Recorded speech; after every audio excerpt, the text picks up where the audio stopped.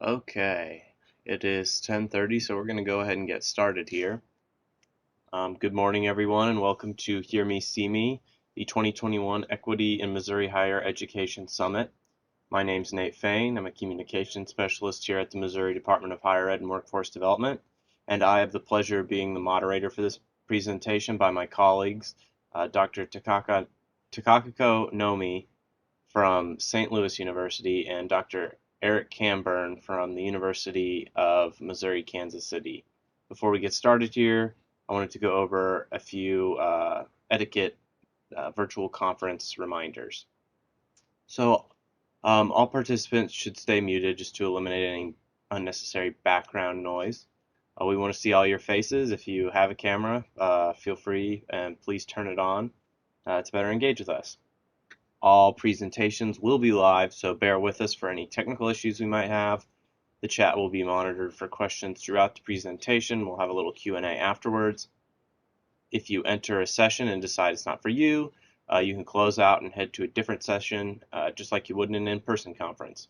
All these sessions will be recorded, so you will be able to access them after the conference. And don't forget to engage with us on social media using hashtag Equity2021, and of course, visit the conference website, eduvents.dhewd.mo.gov. So without further ado, I am going to pass it over to our presenters and we can get started. Thanks very much, Nate. Takako and I are very excited to share our work here at the summit and to be part of this really exciting work. So this morning, Takako and I are going to share the results of ongoing research on a high school STEM career technical education program called Project Lead the Way. And throughout the presentation, we'll refer to Project Lead the Way by its acronym of PLTW.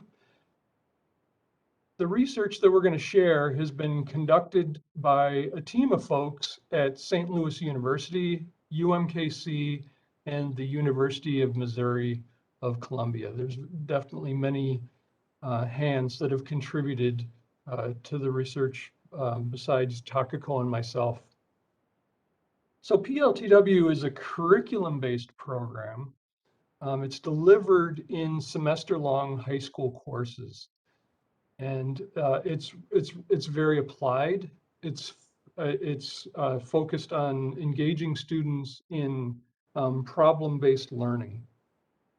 So this morning, I'm going to first describe the rollout of the program in Missouri and describe the characteristics of schools that have implemented the program and the students that have participated in the program.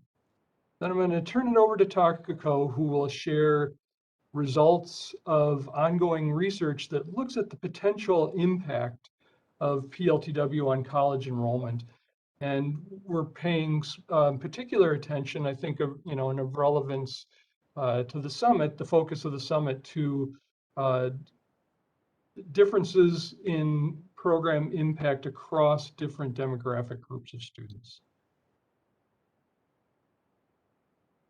So the study is looking at two cohorts of students of first-time ninth graders. One of the cohorts began high school in the fall of 2012, and the other cohort began high school in the fall of 2013.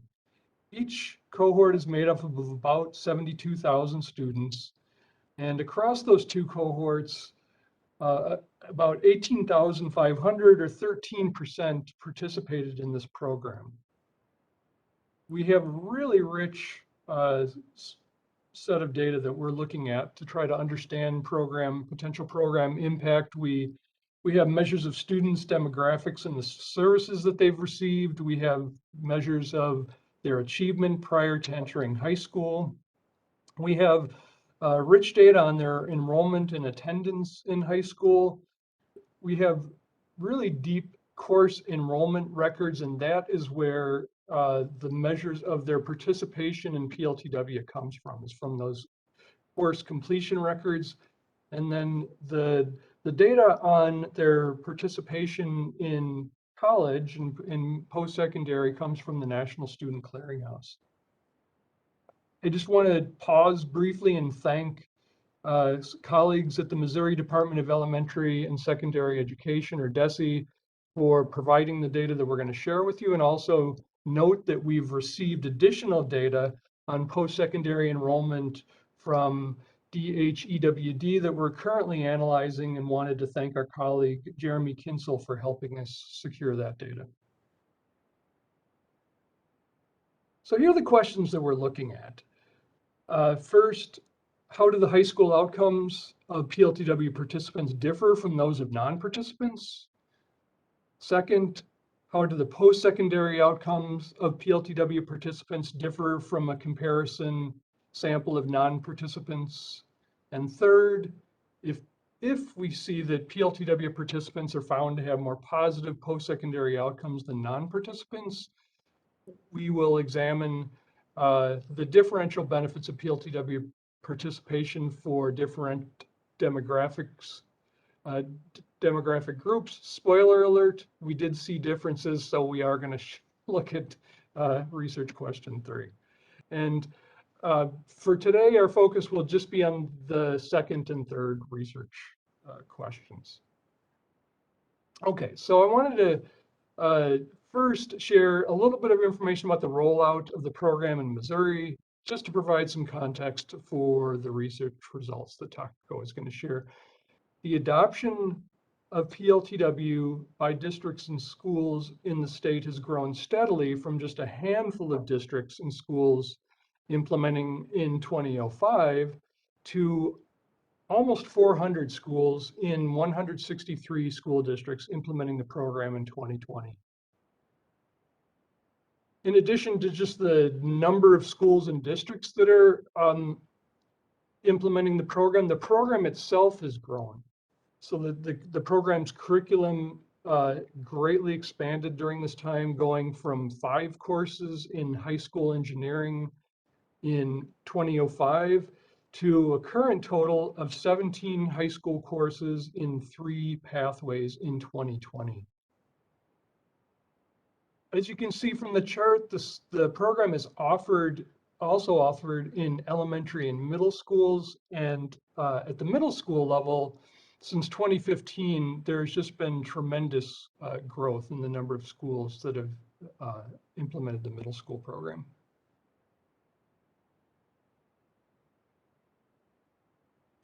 All right, so I'm going to share a little bit about the characteristics of schools in the study, and I just want to note that these are characteristics of the high schools the cohort members attended, and although we do have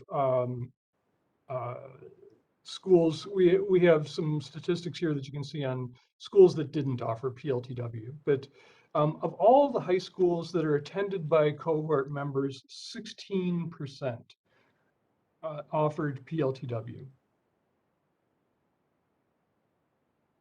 Schools that offered PLTW tended to be larger. They tended to be more likely to be located in a suburb, and they tended to be less likely to be located in a rural area.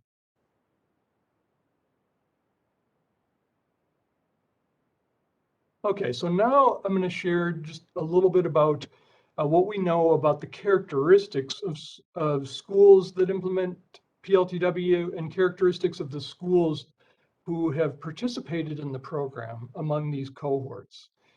And we look at how the students compare to non-participants and to the cohort as a whole. So just a word about the next couple of graphs that I'm going to share are all follow the same format. The 2 columns on the left side of the graph show describe schools, schools that offer PLTW and schools that don't offer PLTW, and then the 6 columns on the right-hand side of the graph show the distribution of students within schools that offer PLTW. And so what we see when we look at the racial ethnic composition of students, we see that schools who offered PLTW enroll slightly more African American students and slightly fewer white students. When we look inside of schools that offer PLTW, we see that participants in the program are more likely to be white and less likely to be African American compared to non-participants. And we saw that this was especially true in the computer science pathway.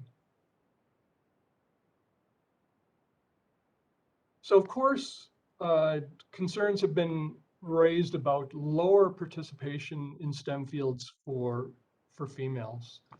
And we can begin to see the origins of some of that gender gap when we look at K-12 outcomes and participation. And we certainly see some of that when we look at PLTW participation. So within PLTW schools, we're seeing that slightly more boys than girls participate in PLTW. And interestingly, when we look across the 3 different pathways in high school, we see pronounced gender differences among students who have earned credits within the 3 pathways. And specifically, what we see is more girls participate in the biomedical pathway, and many more boys participate in the engineering and the computer science pathways.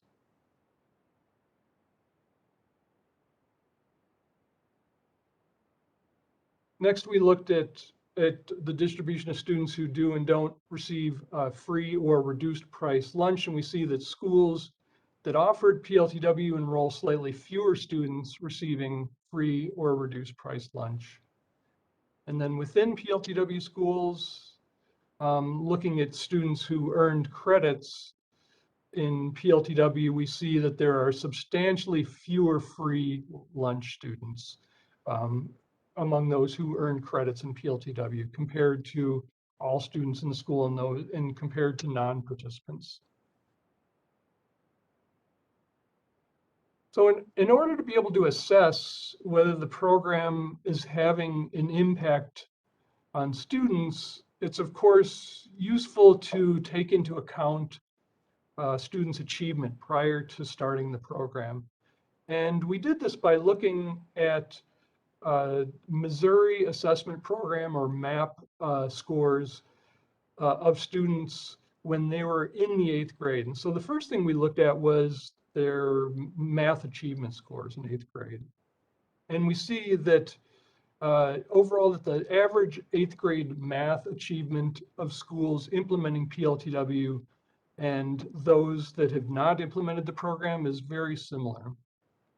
Within schools offering PLTW, we found that PLTW credit earners have substantially higher 8th grade math performance than non-participants. So in addition to looking at math achievement or prior math achievement, we also looked at science achievement, and we see a very similar pattern. We saw, excuse me, we see very little difference between in the overall science achievement of PLTW and non-PLTW schools, but when we look within PLTW schools, we see that PLTW credit earners have generally higher science achievement than non-participants. So I'm going to pause here and turn it over to Takako, who is going to share the results of some research that we've been conducting. Okay, thank you. So next, we can look at what happened to students in terms of their high school, graduations and college enrollment, and whether they are choosing STEM majors first time they enroll in college. So what we are doing is we are comparing students between those who participated in PLTW and those who didn't, and we use regression analysis. And in terms of participation, we define as follows. So we have a group of students who took only one PLTW course, and those are non-concentrators, and those who took 2 courses or more. So they are the concentrators, and they're compared to students who didn't participate. And we are showing 2 set of results. And the first one is what we call the unconditional model. So this is just to show what the overall difference in the outcomes are. among those different concentrator status. And then as we saw that the students who participate in the programs have higher sort of, map scores and other demographic characteristics. So we are comparing students who are very similar in those characteristics and how the outcomes are different. So the next slide shows high school graduation differences. And the left chart displays those for students who took one course, and then the right side is 2+ PLTW course takers. And the blue bar is unconditional, and the orange bar is conditional, meaning we are comparing students who are similar in achievement and demographic characteristics. So what we see here is that in general, graduation rates are higher for those who took 2 or more PLTW courses, and then controlling for their initial student characteristics, the bars get shorter. But still, we can see that students who took more PLTW courses have higher likelihood of graduation. And the difference is pretty substantial that for PLT 2+ takers, its difference is 11%. So that's quite substantial. And okay, the next slide is college enrollment and STEM major differences. And the patterns are very similar. So the left graph is college enrollment, which shows, so the total difference is pretty large. So for PLTW, one course taker the difference is about 10%, but controlling for initial characteristics, the difference becomes about 5.6% higher. But if you look at 2+ PLTW course takers, difference is really large, overall 22%. And the conditional model shows 11% difference. So they're more likely to enroll in college. And similarly, the STEM measure shows the same patterns. Very large difference for 2 or more PLTW course takers, 25% in enrolling in STEM. And even after controlling for these initial characteristics, they're much more likely to enroll in STEM measure, about 15% for 2+ PLTW takers. So the next one is, once we found these initial average differences, we wanted to look at the breakdown by both race and gender. So we have white students and African American students and Hispanic students, which is green, and orange. The yellow bar is other group. And the left side is the female, and then the right side is male. And this result is on high school graduation. So what we can see here is that in terms of for females, Hispanic students, especially those who took 2 or more, they have much higher likelihood of graduating from high school if they take 2+ PLTWs. And for males, both African American and Hispanic and other racial groups have much higher likelihood of graduating from high school if they take 2 or more. In the next slide, we looked at the college enrollment for females and males by various ethnicities. As we saw before, a student who took 2 or more have higher likelihood of enrolling in college, both males and females. And it looks like minority students have higher likelihood of enrolling in college as compared to white students by taking PLTW courses, especially for those who took 2 or more courses. And the next slide shows the difference in STEM enrollment. And unlike high school graduation and college enrollment, if we look at measuring in STEM, minority participants, so especially African American and Hispanic males, and then similar, for females as well, they are less likely to declare STEM majors initially once enrolled in college for those who took PLTW. So the bars are slightly shorter for these minority students, except for other race ethnicities. So that's the major findings from this study. So just to summarize our results, in terms of the student outcomes, So yes, all outcomes are higher for PLTW participants, and especially, it's highest for the 2+ group. And even after controlling for a host of student and school characteristics. And this difference, meaning PLTW versus non-PLTW, was greater for Black and Hispanic students on high school graduation and college entry, especially those who took 2 or more PLTW courses. But if you look at STEM major declarations, the difference was smaller. And the next slide. So what we are doing now is we would like to investigate possible reasons for why minority students have lower STEM participation in college for those who participated in PLTW. And one of the sort of question is this something to do with which college they attend? So we can compare students who are attending similar types of colleges and then whether STEM enrollments is different, or is this because they're attending different types of colleges? So that's part of the investigation that we are conducting right now.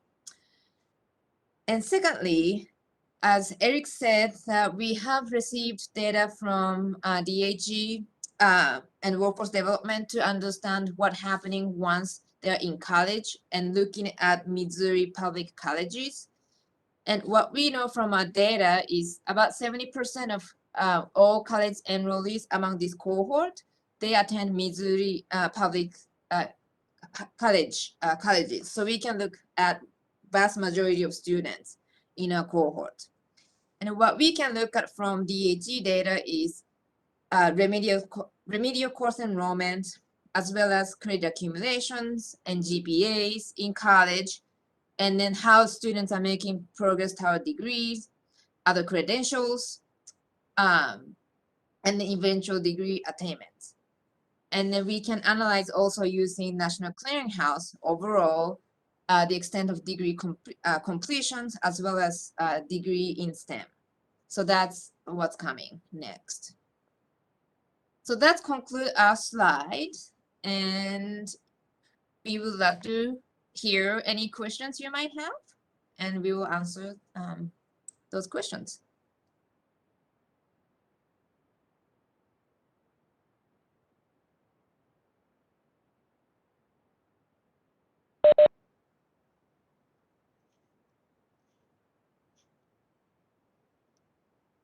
Oh, I think she may be I muted. don't think We can't hear you. It looks like your microphone's. Are you muted or? If you want to type your question in the chat, I could ask it.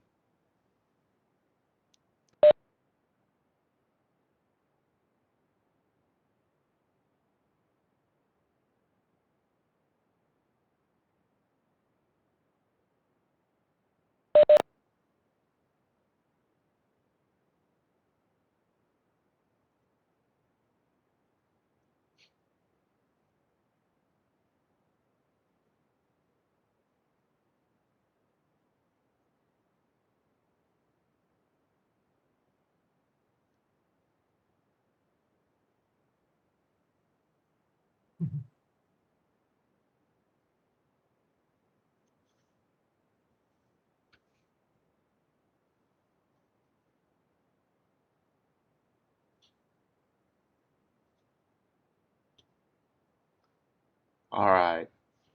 Is there any data for those students who don't finish high school and use the HISCT program to attend college? Is there any data on how we can use PLTW?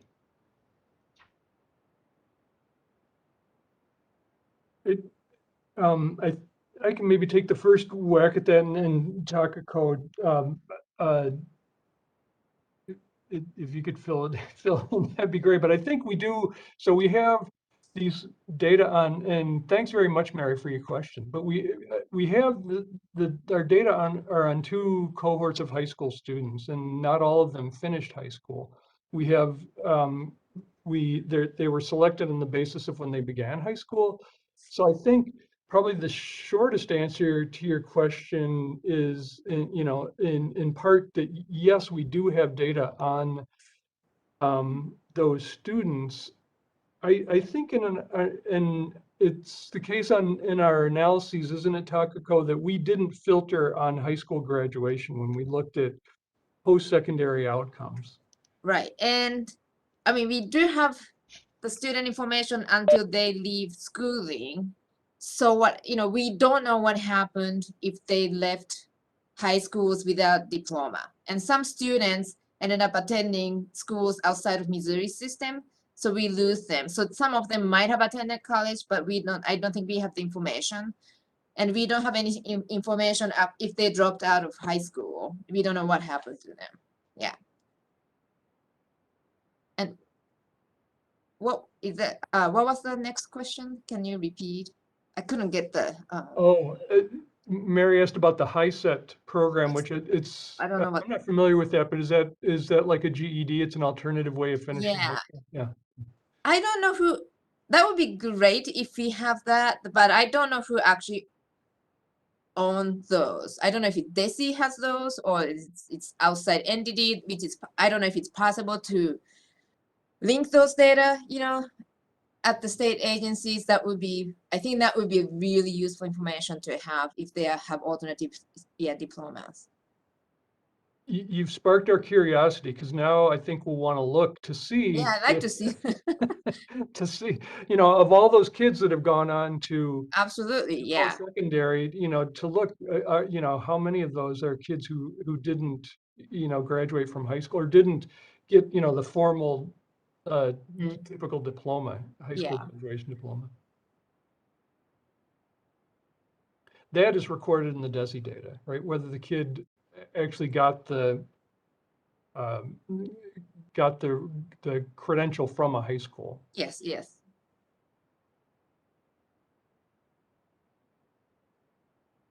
Oh, great. So Mary typed, for others, I guess everybody can see the chat, but she said, we work with career and college paths for our students. Oh, that's great. That's great. And what we would love to know is this workforce participation subsequently. And there is a possibility of doing that if they can link the data, maybe through DHE side. So that's part of sort of the discussions to see whether, we can link our students' data to workforce data. So I would love to see that, so we can know what happened to these students. Even the questions like, do they stay in Missouri or do they go elsewhere, in terms of whether they're getting a job, if at all, those types of questions would be very interesting to investigate. Yeah, one thing that became clear really early on when we first started looking at the data is that the students who are participating in PLTW, that there's a fair number of them that are on, I guess, what you might call non-traditional or different kinds of pathways out of high school. And one of the first things that we saw is that a fair number of them are taking PLTW courses in career centers, and that they're going outside of their high school buildings in a lot of cases to take this, to have these curricular experiences.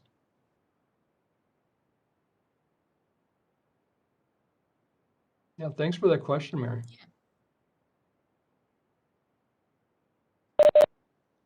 Are there any other questions anyone wants to ask?